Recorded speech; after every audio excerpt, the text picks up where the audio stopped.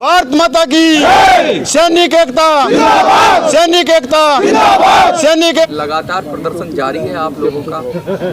कहाँ से आज लोग आए हैं, थोड़ा सा बताइए, और कितना समर्थन मिल रहा है पूरे देश से आपको? सर, सबसे पहले तो मैं मीडिया बंधुओं का धन्यवाद करता हूं और मैं एक रिक्वेस्ट भी करना चाहता हूं, जो हमारे सैनिक भाई आप लोगों की वीडियो को देख रहे हैं और आप हमारी जो बात को कश्मीर से लेकर कन्याकुमारी तक पहुंचा रहे हो, क्योंकि आप बहुत ही अच्छे पत्रकार हैं, तो मैं उन सारे पूरे सैनिकों को कश्मीर से लेकर कन्याकुमारी वालों तक प्रार्थना करता हूं हाथ जोड़ के कि इन भाइयों का साथ दो और इस आवाज़ को भारत सरकार तक भी पहुंचाओ और एक दूसरे हमारे जो सैनिक भाई हैं उनके पास भी पहुंचाओ, जिससे वो जागरूक हो। आज हमारे साथ में सर सबसे पहले तो देवभूमि से आए हुए हैं और हम प्रणाम करते हैं। संख्या बल भी ज़्यादा लग रहा है मुझे, आम दिनों की अपेक्षा आज लगता है देवभूमि की कृपा हुई है तो संख्या बल ज़्यादा हो गया है। हाँ सर, आज तो भोले बाबा भी उतरे हुए हैं, महादेव उतरे हुए हैं, तो ये संख्या बल तो है ही। और वैसे भी संख्या बल सर आप लोग देख ही रहे हैं, कम यहाँ होने का नाम ही नहीं ले रहे। हाँ, लगातार लोग आ ही रहे हैं, तो देवभूमि से आप आए हैं, थोड़ा बताइए कैसा चल रहा है वहाँ पे, क्या जोश है, क्या लग रहा है जवानों को, उम्मीद लग रही है कुछ? नमस्कार, मैं ऑनर कैप्टन तंजन सिंह बिष्ट, बिलासपुर कांडली पूर्व सैनिक समिति देहरादून से आया हूँ और मैं यहाँ पर सबसे पहले आप लोगों का स्वागत करता हूँ और जो भी सब लोग यहाँ पर विगत 14 दिन से धरना दे रहे हैं उनका मैं मोस्ट वेलकम करता हूँ। और उत्तराखंड से मैं अकेला नहीं आया हूँ, हमारे 13 जिले के सभी प्रतिनिधि यहाँ पर आए हैं और हम अभी शुरुआत में जंतर मंतर में कम ही संख्या में आए हैं, लेकिन हम आने वाले समय में रामलीला ग्राउंड में इतनी तादाद में आएंगे कि वहाँ पर लाखों की संख्या में एकत्रित होंगे। मतलब रामलीला मैदान को भर दोगे पूरा? रामलीला मैदान साफ चेतावनी है सरकार को। बिल्कुल बिल्कुल, हम लाखों की संख्या में वहाँ पर सही समय पर एकत्रित होंगे और अपनी जो जायज़ मांग है उसको हम सरकार के सामने रखेंगे। एमएसपी पर लगातार बात होती रह रही है, एमएसपी जो मिलिट्री सर्विस पे है उसके बारे में, हार्डशिप अलाउंस है उसके बारे में बात हो रही है, क्या दिक्कत आ रही है, क्या परेशानी है आपको जो आप लगातार एमएसपी की बात कर रहे हैं? आज आपका भी सौभाग्य है और हमारे सभी सैनिकों का भी सौभाग्य है कि मिलिट्री सर्विस पे के ऊपर हमारे जो सीनियर एडवोकेट है अशोक यादव जी और पूर्व सैनिक है सार्जेंट पद से एयरफोर्स से, तो ये दिल्ली हाई कोर्ट में मिलिट्री सर्विस पे की केस भी लड़ रही है, तो यही इनके बारे में ज़्यादा बताएंगे। अशोक जी, आपने तो केस भी कर रखा है और आपको बहुत गहरी जानकारी होगी एमएसपी की।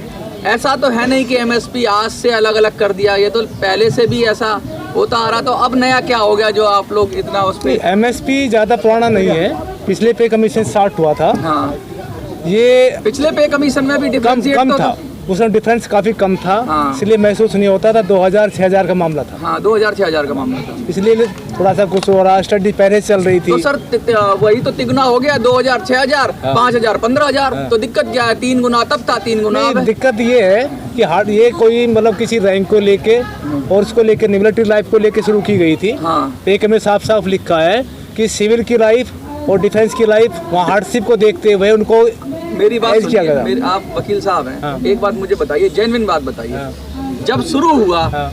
तब आपने आपत्ति नहीं की, ना इतनी आपत्ति हुई, तब आपने स्वीकार कर लिया। अभी सरकार ने उसी परसेंटेज में तो बढ़ाया भाई, 2000-6000, 3 गुना, 5000-5200 और 15000, लगभग 15-15.5 तो फिर मतलब फिर दिक्कत क्या है उसमें? आपत्तियां जैसे अब आज आपके सामने कह रहे हैं, वैसे आपत्तियां हुई है। लीगली हम 5 साल से पहले से तो कोर्ट में ही, माननीय कोर्ट में ही, 2016 से 2000। आपका कहने का मतलब है जब से ये दिक्कत आई है तभी से आप लोग लड़ रहे हैं, अभी कोई नई मांग नहीं है? बिल्कुल गए हुए हैं, 2016 में गए थे, उसके बाद में कुछ आगे तो 2018 में नए सिरे से हम दिल्ली हाई कोर्ट में। अच्छा, समय लगता है, बीच में कोविड आ गया, कोविड 2 साल में पता है कोई ना सुनवाई कहीं हुई नहीं है, डेट पे डेट मिली है। कपिल जी, एक बात बताइए मुझे, कहीं ये राजनीतिक मांग तो नहीं है? क्योंकि पहले भी जैसे वकील साहब बता रहे हैं कि पहले भी इतना मामला तो था ही एमएसपी का कि भाई डिफरेंट था, जवान का अलग था, और अब आप इक्वालिटी की बात करते हो, सडनली ये कहाँ से उठ गया सवाल? नहीं साहब, वकील साहब हैं, इन्होंने बताया कि 5 साल से हम कोर्ट में। हाँ। 5 साल से पहले हम सड़क पे थे, 2009 से ही ये मांग चल रही है। सिक्स पे कमीशन में जो सिक्स पे कमीशन की रिपोर्ट है उसमें बिल्कुल साफ सुथरे अक्षरों से लिखा है कि स्टेटस से बिल्कुल ये मिलिट्री सर्विस पे लागू नहीं होगी, स्टेटस होगा ग्रेड पे से। अच्छा, हाँ, ये जीवन की कठिनाइयाँ हैं, जो सेना जीवन की कठिनाइयाँ उसके अनुसार होगा। आप उसमें भी देखो कि जो सिक्स पे कमीशन में था उसमें फर्स्टली पहली बार जवान को मिलिट्री सर्विस पे 1000 रुपये, और जो नर्स हैं उनके लिए 4200 और जो अधिकारी उनके लिए 6000। फिर थोड़ा बहुत उसके अंदर इसके अंदर थोड़ी बहुत आवाज़ उठी, तब जवान की जाके 2000 रुपये की गई थी मिलिट्री सर्विस पे।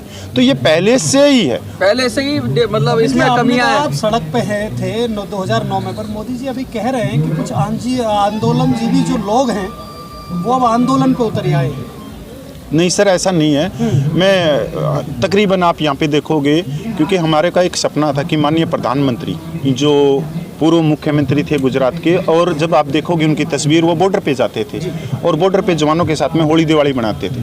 तो हमारे को बहुत खुशी होगी ऐसे एक प्रधानमंत्री बन रहे हैं जो जवानों के साथ में रहते हैं, उनकी ड्रेस पहनते हैं। तो हमने 2014 में भी बहुत वोट दी, 2019 में भी दी, और मेरी मानो तो सर मैं एक कहते हैं कि अंध भगत, मैं तो काना भगत हूँ, मैं अभी भी हूँ माननीय प्रधानमंत्री का, इसमें कोई दो राय नहीं। और आज भी विश्वास है कि माननीय प्रधानमंत्री तक आवाज़ नहीं गई और जाएगी तो वो इस पे कोई ना कोई ठोस करेगी। कहीं ऐसा तो नहीं हाथी के दांत दिखाने के कुछ और, खाने के कुछ और, कहीं ऐसा ना हो जाए? नहीं, आप में धोखा हो जाता है। वो कोई बात नहीं सर, हम विपक्ष ने जो विपक्ष भी तो होगा सर देश में 75 सालों से शोषण तो जब से होता हुआ आ रहा है, पर ये आवाज़ उठी है, ये उठी है 2009 के बाद में जो भेदभाव की। और आज हम पैसों के लिए नहीं आए, यहाँ भारतीय सेना को शक्तिशाली बनाने के लिए आए हैं। बाबा भीमराव अंबेडकर के आर्टिकल 14 को लेके आए कि ये असमानता है, ये असमानता खत्म होगी तो सर आपको खुशी नहीं होगी कि भारतीय सेना विश्व की सबसे शक्तिशाली सेना बनेगी, एक शरीर से बीमारी निकालेंगे।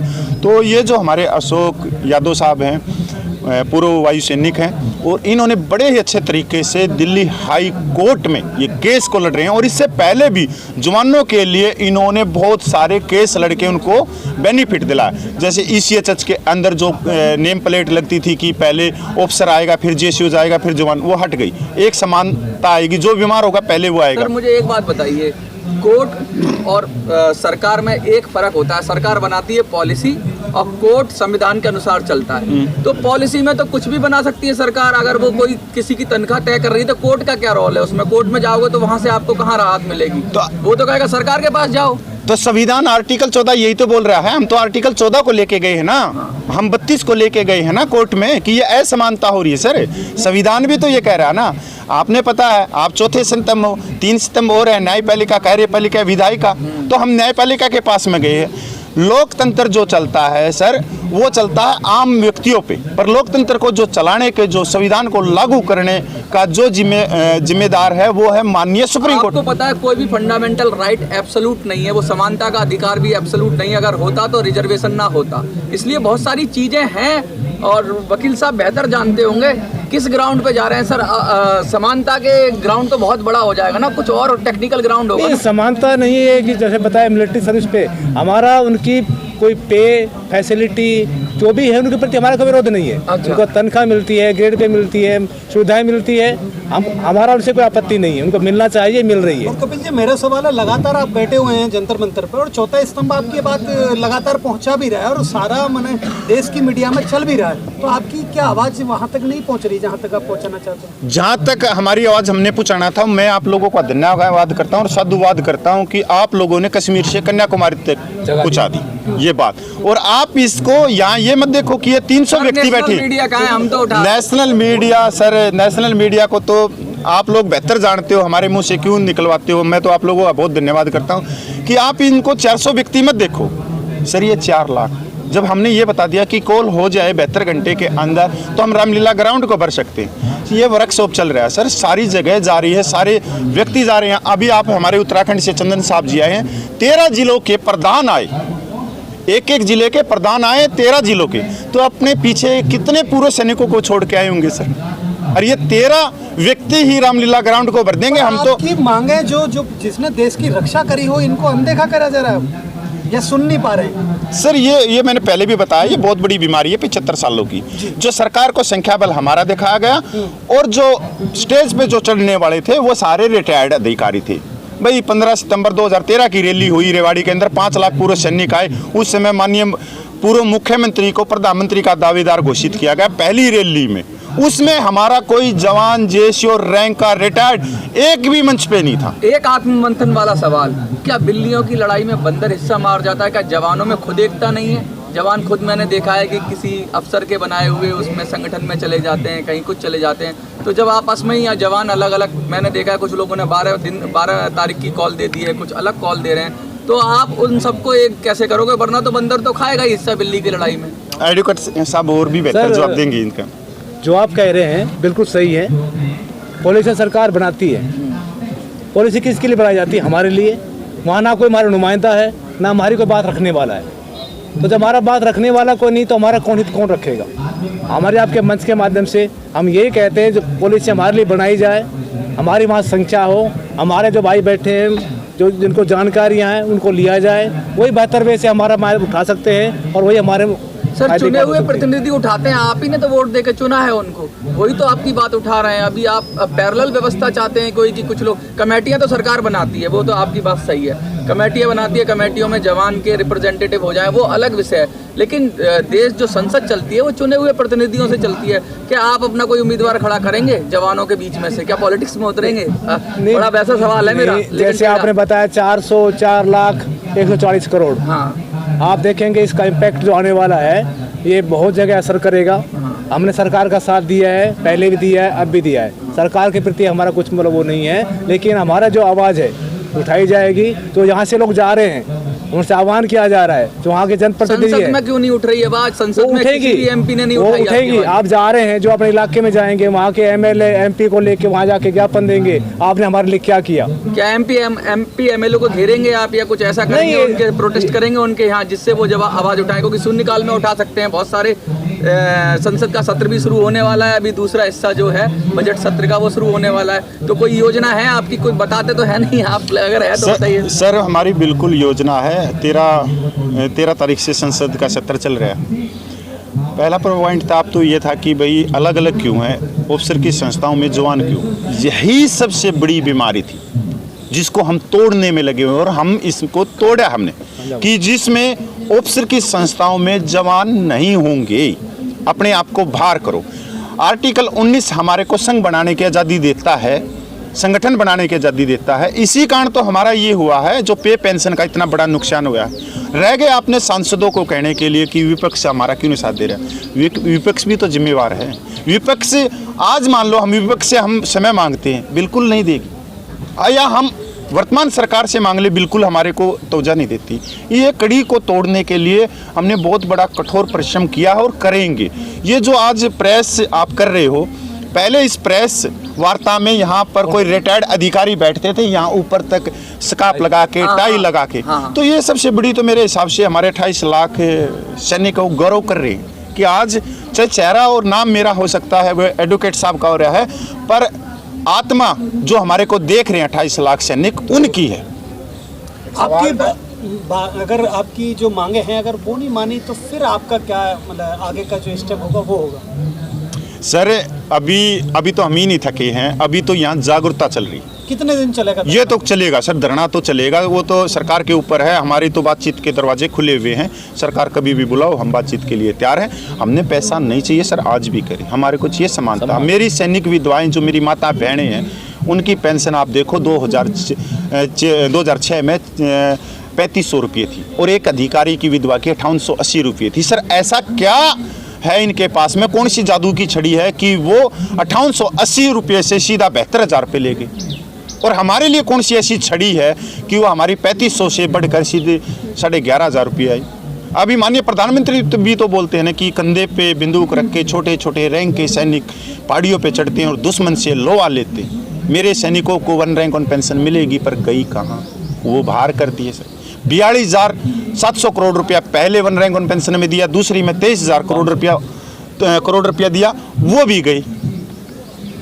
आप कुछ कहना चाहेंगे किस तरीके से जो आप संगठन के रूप में चला रहे हैं इसको? अब अगला, जैसे पहले पंजाब आया, फिर हरियाणा आया, अब क्या उत्तराखंड से कहाँ से आएंगे? आप क्या कहना चाहेंगे? नहीं, मैं तो पंजाब से, उत्तर प्रदेश आएंगे। आप कहाँ से आएंगे, मतलब जो टीमें आ रही है ना? टीम आएगी उत्तर प्रदेश से। ये अपने कमेटी ने फैसला किया हुआ है कि किस स्टेट को, जो कर्नाटका वाले हैं उनकी रिजर्वेशन होनी है, केरला वाले की रिजर्वेशन होनी है, इधर रहने के लिए सब कुछ करने के लिए बंदोबस्त करना है। गवर्नमेंट ने तो बंदोबस्त करना नहीं हमारे लिए, गवर्नमेंट ने तो हमारे लिए एक पानी का गिलास भी नहीं दिया। तो ये सब कुछ करने के बाद में ये कमेटी फैसला करेगी कि आगे वाले संगठन को कैसे हमने जोड़ना। तो अगली स्टेट उत्तर प्रदेश है आप? अगली स्टेट उत्तर प्रदेश है, 13 तारीख से लेके अगली 26 तारीख तक, मार्च तक। उसके बाद में सर ये जो कर्नाटक है, कर्नाटक की रिजर्वेशन हो चुकी है, अभी उनसे बात चल रही है, और या फिर हमारे जो उत्तराखंड के आए हैं उत्तराखंड चलाएंगे, क्योंकि इनमें। बहुत बहुत शुक्रिया। धन्यवाद सर।